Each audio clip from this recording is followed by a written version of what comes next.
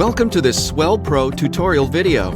In this video, we'll show you how to use the ground station in conjunction with the SplashDrone 3. Before flight, please download the SwellPro Fly app from our website and install it on your mobile device. While in an open and unobstructed area, power on the remote controller first, followed by the aircraft. Power on the ground station module. Turn on the GPS and the Bluetooth of the mobile device. The ground station indicator light will flash blue while not connected. When the connection is established, the LED will change to a solid blue indicator. Here, we use an Android as an example. Open the app and tap the Bluetooth icon in the upper right corner. In the pop-up menu, find the Bluetooth device named UAV1 and then connect. For iOS devices, it is UAV2. After it's connected, the ground station will remain lighting blue.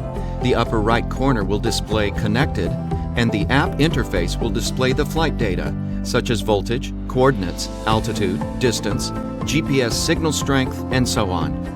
When the GPS satellites reach 9 or more, you can then unlock the aircraft via the remote controller, or tap Takeoff directly on the app, then slide to unlock the motors. After the aircraft is unlocked, the aircraft can be controlled through the app for several flight modes, such as mission planning, return home, ascending, descending, hovering, point to fly, and follow me. Point to fly. Tap on the guide button and then tap on the map where you want the aircraft to fly to. The aircraft will automatically fly to the predetermined location and then hover. Follow me. Tap on the Follow button and the aircraft will then automatically follow the target person carrying the ground station and the mobile device.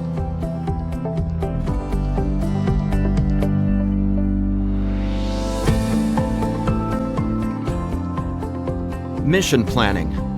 Tap the waypoints at the top of the app, then tap the Add button and tap several points on the map to set as waypoints along the flight route. If you want to delete a waypoint, tap the Remove button at the top of the screen, then tap the waypoint number at the bottom of the screen to cancel or edit the flight path one by one. You can also tap on a corresponding waypoint number. In the pop-up window, you can then set the flight altitude and hovering duration after the drone arrives at the predetermined point.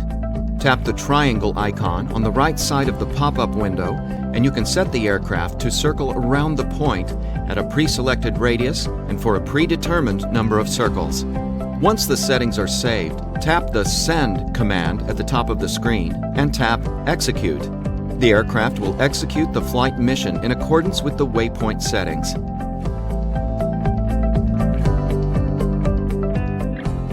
Now you've learned how to use the ground station of SplashDrone 3. Thank you for watching.